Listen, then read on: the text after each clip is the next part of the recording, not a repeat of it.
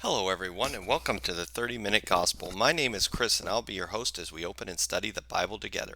I'll be reading from the King James Version, but you can feel free to read whichever translation that best suits you. I would just recommend that you have a version that does not delete verses from God's holy word. Each video will be a biblical teaching of 30 minutes or less. My material is completely 100% free, so you can share these videos with family members, co-workers, friends, or anyone you know who either needs to hear the Word of God or wants to study it in a casual setting.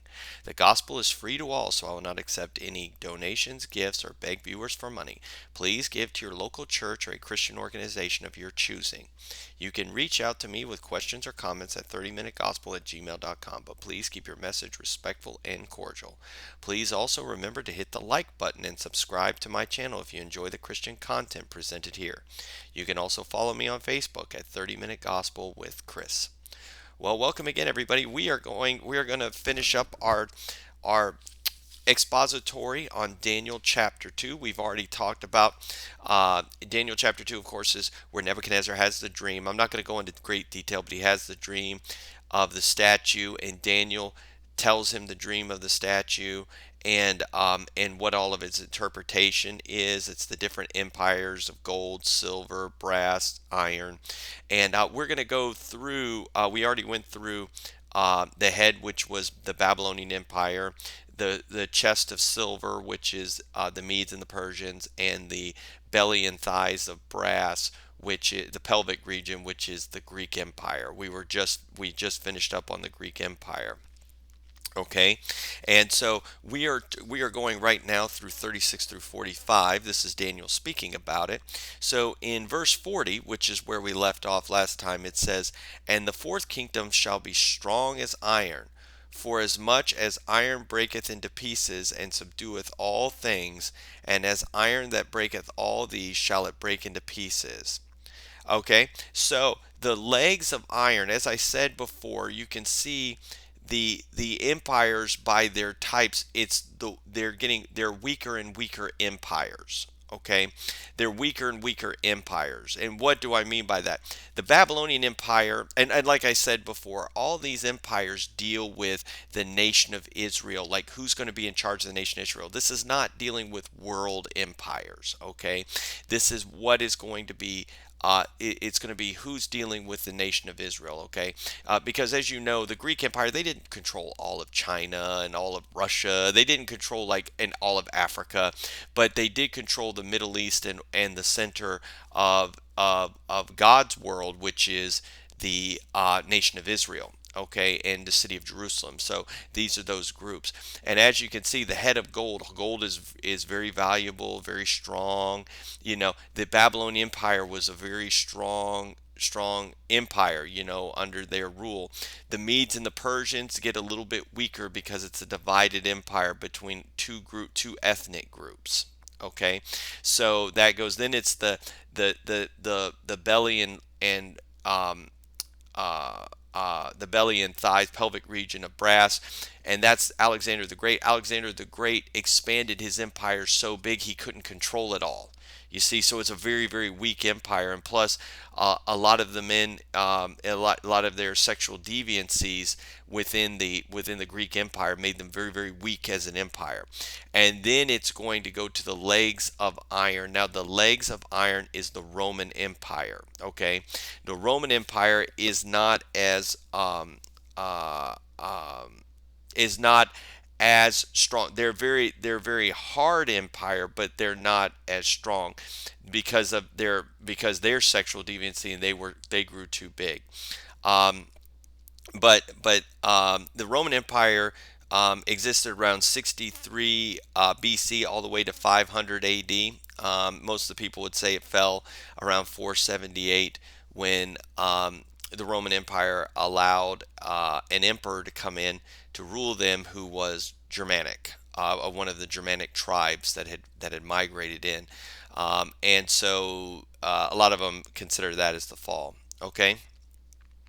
Now the legs, it shows they start up there where the pelvic region is, and what it shows is that initially the empire was together, okay, but the empire then split into two sections, the eastern and the western, okay. That was absolutely true. Constantine, it eventually split. I think around like 200 AD, somewhere in there. Constantine was the last person who kind of united the whole empire. But the empire was pretty much split between Rome from 200 to 500 AD, between Rome and Constantinople. Eventually, once he established Constantinople, that's where it was. There's kind of this back and forth, and there's going to be a constant battle between Constantinople and Rome, even up until the Renaissance period. It's just they have a constant thing because the Rome becomes very not a very rich city, very kind of poor city. It's not really great. Whereas Constantinople flourishes because all of the people in Rome who were there fled to Constantinople when the Germanic people came in and took over Italy and most of the European continent. Okay, so it was divided. That's the representation of the two legs. Okay, Rome came to power after the Punic Wars against Carthage. Okay, Carthage is modern day Tunis in Tunisia, and it was controlling. I'm not going to get into all the details of the Punic Wars, but they were being controlled. They were controlling the Mediterranean Sea and all the trade, and then Rome came in with the mythical founding by Romulus and Remus, became a big city.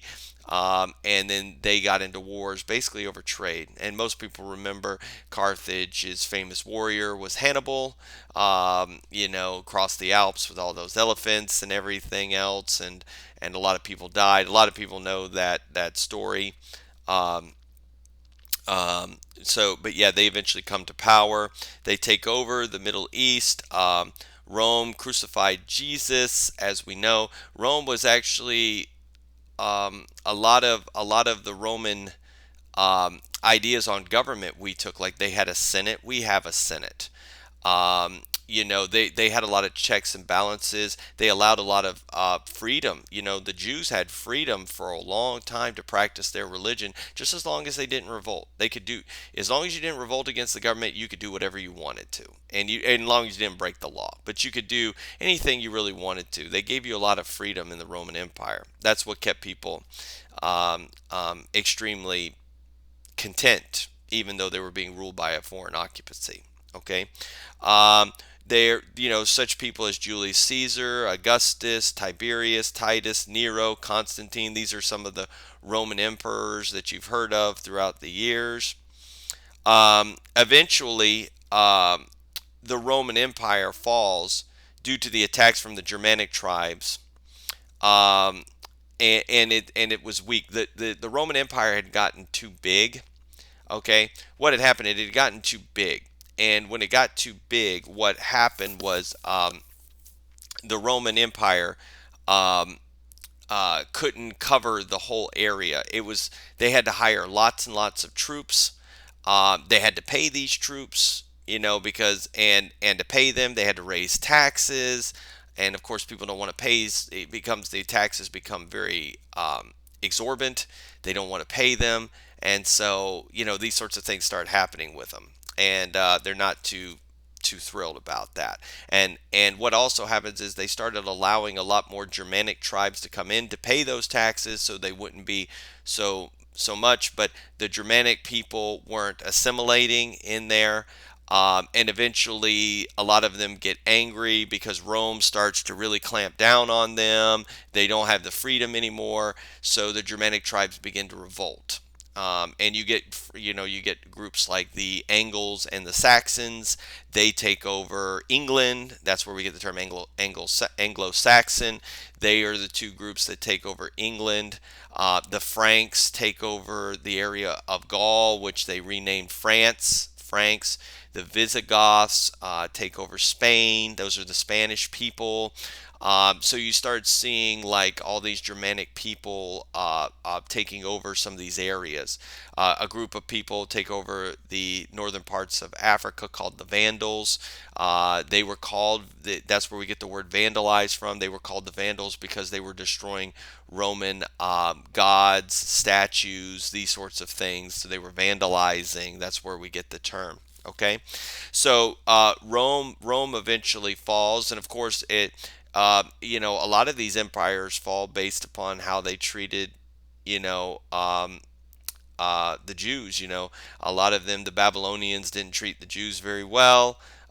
With Belshazzar, so they fell. The Greeks didn't treat them very well with Hanukkah, they fell. The Romans, of course, we all know about Titus sacking Rome in 70 A.D. and burning the temple down. These sorts of things, and that comes back on them as well. Because I explained that in previous videos dealing with Christians in the nation of Israel. If you want to watch those group of videos, but they destroyed, so they were destroyed. So it was a lot of that. So the Roman Empire is represented by the um, um, Rome is represented by the legs of iron there. Okay. And so going into verse 41, it says, "And whereas thou sawest the feet and toes, part of potter's clay, and part of iron, the kingdom shall be divided, but there shall be in it of the strength of iron, forasmuch as thou sawest the iron mixed with miry clay. And as the toes of the feet were part of iron and part of clay, so the kingdom shall be partly strong and partly broken. And whereas thou sawest iron mixed with miry clay, they shall mingle themselves with the seed of men, but they shall not cleave one to another, even as iron is not mixed with clay." Okay, so we have the feet that are mixed with part iron and part clay, and it's mixed with, and it's talking about the 10 toes. This is referring to Europe. Okay, this is referring to Europe. Why is it referring to Europe? Because you're wondering, why does this have anything to do with the nation of Israel? Because most of the Jews that had been the most of by the time, well, let's say by the time of the fall of the Roman Empire, the nation of Israel was gone. Okay, Hadrian, in 135 AD, there was a revolt by the Jewish people. Now, the Jewish people revolted in 70 AD, which led to some of their scattering. But in 135 AD, um, um,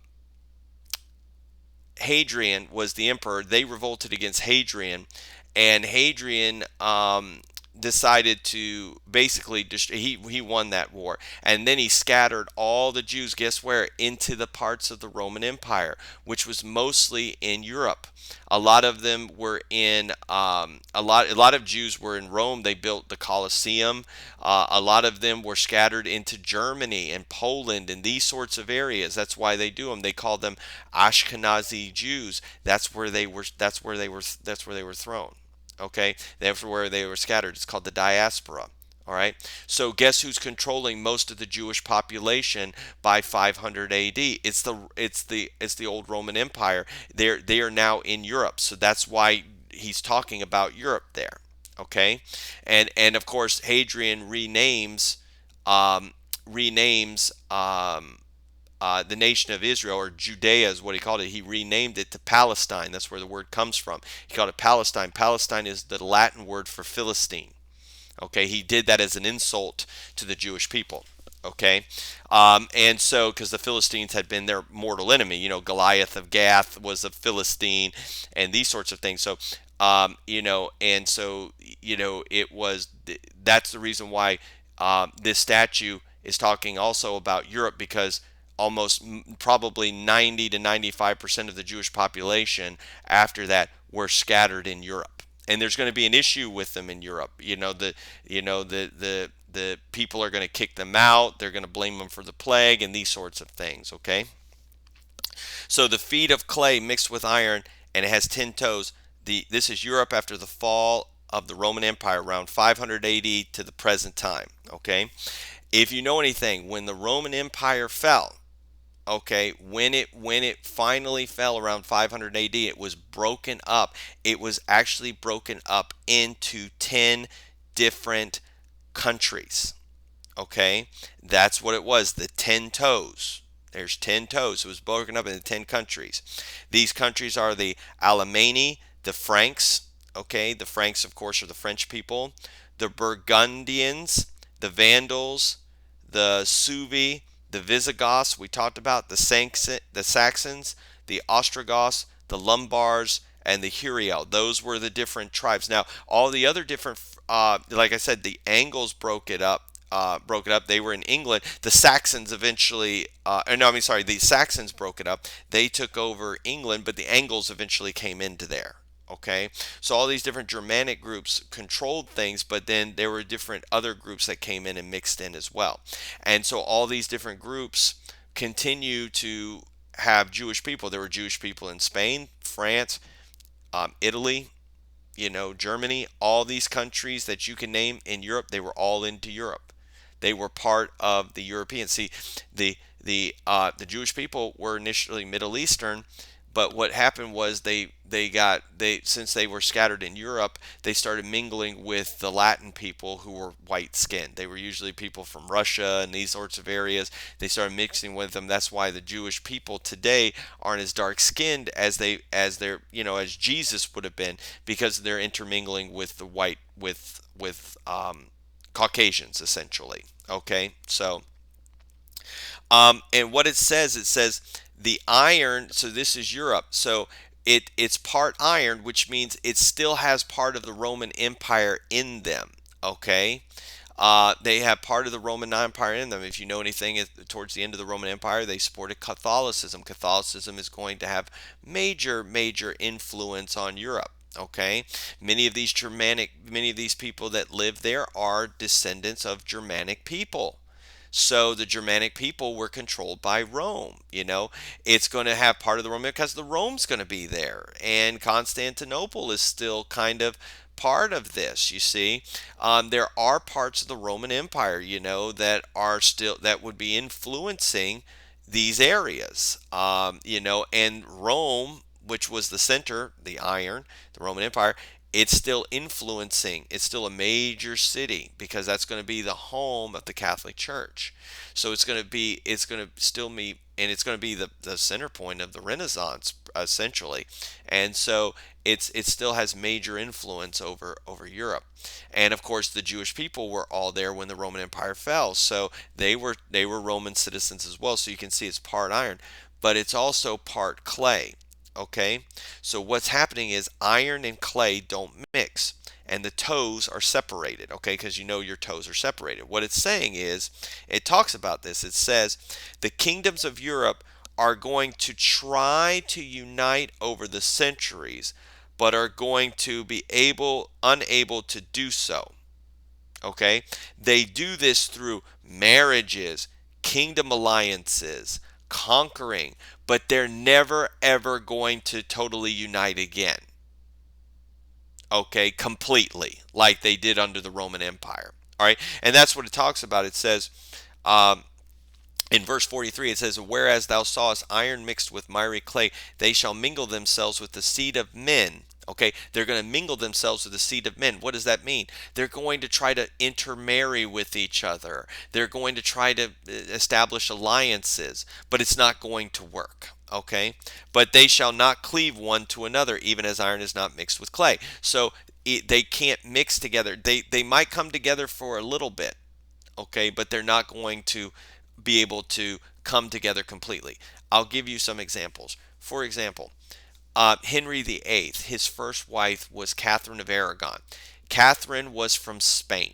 Okay, so Henry was from England, so they got married. It was trying to mix the English empire with the Spanish empire.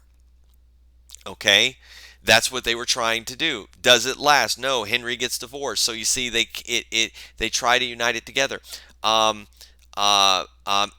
II was married to Princess Isabel. She was from France. Okay, they were trying to unite the English and the French together, but because they didn't want her son to rule, France didn't want her son to rule over them, that led to the Hundred Years' War. Okay, um, uh, uh, Louis the 16th in France was um, married to Marie Antoinette. Marie Antoinette was from she was from Austria. Okay, so they're trying to unite again. Does that work? No, it eventually falls apart. You see, they're trying to do it through marriage alliances. They try to do it through the Catholic Church, and it doesn't always work. You know, you're going to have breakaways of the Catholic Church. Okay, they're trying to do it through the Holy Roman Empire, but that doesn't last that long. It lasts a little bit, but it eventually breaks. That's Germany and Italy. That eventually breaks away. There's going to be a lot of wars that happen in between these people. Okay, during that time, during the Dark Ages and during the Renaissance, they're not going to unite. Napoleon tries to take over the whole continent, but he still can't do it because he can't take over England. Okay, and eventually that falls apart. Hitler tries it. It doesn't work. It doesn't work. All right. So they're trying to do this. They try to do alliances too, like things like the Austria-Hungary Empire. You see, they try to do it through treaties and peace treaties. It just doesn't work. They're not going to mix, just as God predicted in this statue. Okay, just as He predicted. Okay, so what is going to happen though is we're going to start reading in verse 44 to 45. It says this. It says, "And in the days of these kings shall the God of heaven set up a kingdom which shall never be destroyed, and the kingdom shall not be left to other people, but it shall break in pieces and consume all these kingdoms, and it shall stand forever. For as much as thou sawest that the stone was cut out of the mountain without hands, and that it brake in pieces the iron, the brass, the clay, and the silver, and the gold, the great God hath made known to the king that what shall come to pass hereafter, after the dream is certain and the interpretation thereof." Okay, so the stone smashes the feet. Okay, and so out of the Babylonian Empire comes the Medes and the Persians. After the Medes and Persians are in control of Israel, after control of the Jewish people, then comes the Greek people. Then after the Greek people comes the Romans, and then after the Romans comes the European Union. Okay, the Europe. Okay, so the stone smashes the feet, which means God is going to destroy the feet, which is Europe. Okay, this is where we get at the end times that the Roman Empire or the Holy Roman Empire will be together, and that the Antichrist will come out of that, because the Antichrist is going to come against the nation of Israel. Okay, and his kingdoms. He says there are 10 kingdoms. And that give up their crowns to the Antichrist. Well, who are the 10 kingdoms that we just talked about? That the 10 toes. See how it connects? That's Europe. Okay, so where's he going to come out of? My belief is the European Union. Okay, the European Union is where he's going to come out of. The European Union is the Holy Roman Empire reborn. That's just my view. Okay, so he's going to come out of that, and the European Union is going to be the ones coming against the nation of Israel. Okay, in the end times, and God is going to destroy that. This is talked about in the book of Revelation. Okay, and it's talked about there, and Jesus will set up his kingdom. Okay, so that's what it's talking about. All right, so you can see what's happening. So that's why I believe that's where this idea comes from, the rebirth of the Holy Roman Empires. That's where God smashes. God does not smash it at the head, at the chest, at the legs. He smashes it at the feet. Okay, that's the leftover remnant of all those empires going down. Okay, and that empire, that last empire, which is still today, that's Europe. It is still going against, it's still alive, and it will eventually go against the nation of Israel, as spoken of in the end times. He's going to come out of the Mediterranean Sea, the city on 7 hills. That's what it talks about in the book of Revelation. The city on 7 hills, that's Rome. Okay, so that's where he's going to come from, the Roman Empire or the European Union. That's where he's going to come, and then God's going to have to smash it. That's the end times when Jesus returns and then sets up his kingdom. Okay? All right, so we're going to finish up here. Verses 46 through 49 says, Then the king Nebuchadnezzar fell upon his face and worshipped Daniel, and commanded that they should offer an oblation and sweet odors unto him. The king answered unto Daniel and said, Of a truth it is that your God is a God of gods, and a Lord of kings, and a reveler of secrets, seeing thou couldest reveal this secret. Then the king made Daniel a great man, and gave him many great gifts, and made him ruler over the whole province of Babylon, and chief of the governors over all the wise men of Babylon. Then Daniel requested of the king, and he set Shadrach, Meshach, and Abednego over the affairs of the province of Babylon, but Daniel sat in the gate of the king. Okay, so verses 46 through 49 is saying Nebuchadnezzar recognizes God and gives Daniel and gives Daniel gifts, and made him ruler over the province of Babylon. So Daniel gets a lot of prestige from this.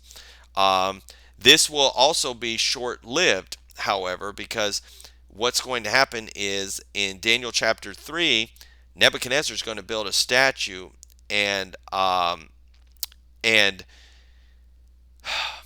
he's and Nebuchadnezzar is going to kind of forget about Daniel. He's going to build that statue and throw his friends into the fire, and then he's going to become proud again, and he's going to eat grass like an ox in Daniel chapter 4. But you see, Nebuchadnezzar made a huge statue of gold. It was a man of gold. You see, Daniel told him that this statue is going to be gold, silver, and all this. Nebuchadnezzar didn't want to listen to that. He said, "Oh, Daniel told him these are the nations that are going to come." Nebuchadnezzar, in his pride, said, "No, it's not going to happen. I'm going to build a statue. It's going to be all gold. I'm going to show you Babylon is going to live forever. It's going to be forever. None of these other nations are going to do it." But he's trying to thwart the what God had told him was going to happen. Okay, so he basically kind of thumbing his nose at God. He's like, "No, it's not. My empire is going to last forever, and I'm going to show you. I'm going to build this big, huge statue, and I'm going to make everybody worship it. It's going to be all gold. It's not going to be gold and silver and brass and iron. It's not going to be that. It's going to be all gold, because we're going to be forever." It was very arrogant on his part, and he made everybody bow down to it. And Shadrach, Meshach, and Abednego, who were friends of Daniel, his Jewish friends, who Nebuchadnezzar had no problem making them in charge, had forgotten everything that God had told them, and forgotten basically the good things Daniel did, and he threw his friends into the fire. Now the friends survived, and then but yeah, and then a chapter after that, he forgot again. He was bragging about himself again, about, oh, not God. It's like, look at this empire. I've got this statue. I made it all out of gold. I'm going to last forever. I did all of this. And so what happens is his pride cost him his mind, and he's going to eat grass for 7 years like an animal. He's just going to become an animal. Okay? So I hope you have all enjoyed this study of Daniel chapter 2. So now you know what the statue represents and all the history behind it, and that how God's prophecies always come to pass. They are the truth, and so everybody understands it. It's always true. Okay, his prophecies are always true. I thank you all for tuning in, and I will leave you with this. Remember, just as Theodore Roosevelt once said, a thorough knowledge of the Bible is worth more than a college education. God bless you all.